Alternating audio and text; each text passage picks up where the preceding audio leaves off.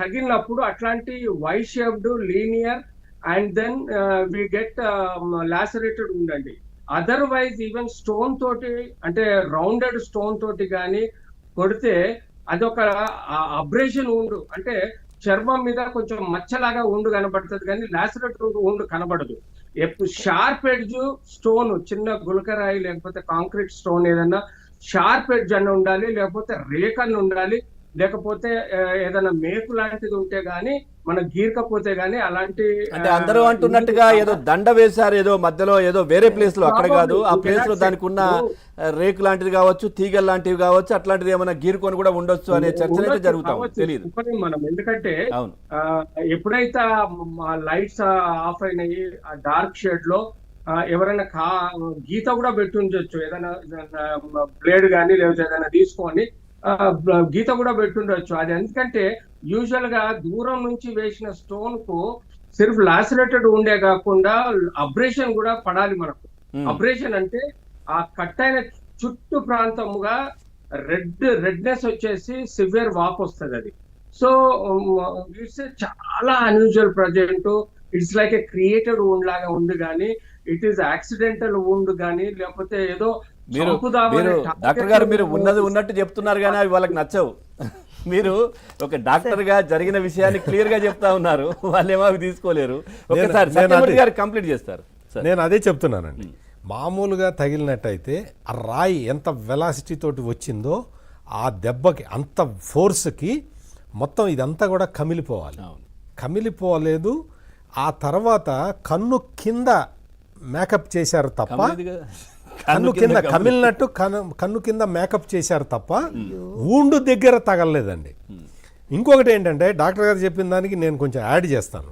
అంటే నేను మెడికల్ డాక్టర్ని కాదు కానీ ఆ పట్టి మొత్తం లాగి వేశారండి. ఎందుకు అంటే అక్కడ మనకి అది వాపు స్వెల్లింగ్ లాగా కనపడాలని. మీరు ఎప్పుడైనా సరే స్కిన్ని గట్టిగా టైట్గా పట్టి ఉంచినా, టైట్గా లాగినా కొంత స్వెల్లింగ్ వస్తుంది, ఇన్ఫ్లమేషన్ లైట్గా వస్తుంది. అది రావటానికి, అది కనపడటానికి, కెమెరాలో అది కనపడటానికి మీరు చూడండి చక్కగా బ్యాండేజ్ వేశారు కదా, బ్యాండేజ్ మీద ఆ పట్టి బాగా లాగి గట్టిగా అతికిచ్చారు దానికి. చేస్తే దానివల్ల ఏమవుతుందంటే లైట్ స్వెల్లింగ్ వస్తుంది అనమాట, ఇన్ఫ్లమేషన్ వస్తుంది.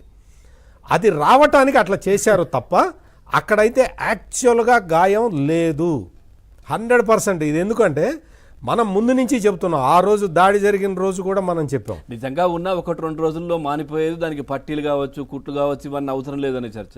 అసలు మీరు లైట్లు ఆపిన కాంతిరాణా టాటా అయితే దీనికి ఇంకా క్లియర్గా చెప్పగలుగుతాడు. మనం కాంతిరాణా టాటా చెప్పినంత క్లియర్గా మనం చెప్పలేము.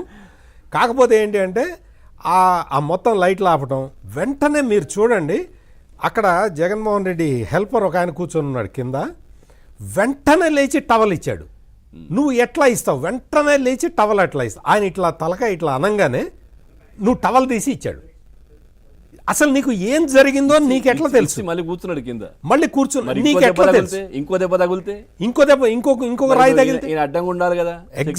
ఎగ్జాక్ట్లీ నీకు అసలు అక్కడ ఆయన తల ఇట్లా అనంగానే నీకు టవల్ ఇవ్వాలి అని ఎవరు చెప్పారు? నీకు ఎట్లా తెలిసింది? నీకు టవల్ ఇవ్వాలని అసలు అది నీకు ఎట్లా ప్రొటెక్ట్ చేస్తారు? పోలీసులు వచ్చేసి అక్కడ నిలబడతారు తప్ప ఈ హెల్పర్ లేచి టవల్ ఇవ్వటం ఏంటి? అందుకే మీరు ఎక్స్ప్లెయిన్ చేస్తారు అనుకున్నాను నేను. ఇన్వెస్టిగేషన్ జర్నలిజం బాగా చేస్తారు మీరు కాబట్టి, దీంట్లో అసలు చేస్తున్నారు కాబట్టి ఏం జరిగింది. జ్యోత్స్న గారు మీరు కూడా ఒకసారి ఏం చెప్తారు? అసలు నిన్న పూర్తిగా సోషల్ మీడియాలో మీమ్స్ అంటే ఏమైపోయింది పట్టి అనేది. నిజంగా పట్టి తీసేసి ముందు రోజు పెట్టుకున్నప్పుడు కొంచెమైనా ఉండాలి, నెక్స్ట్ డే తీసేసిన తర్వాత అసలు ఏమీ కనిపించట్లేదు. ఆ బెల్లంపల్లి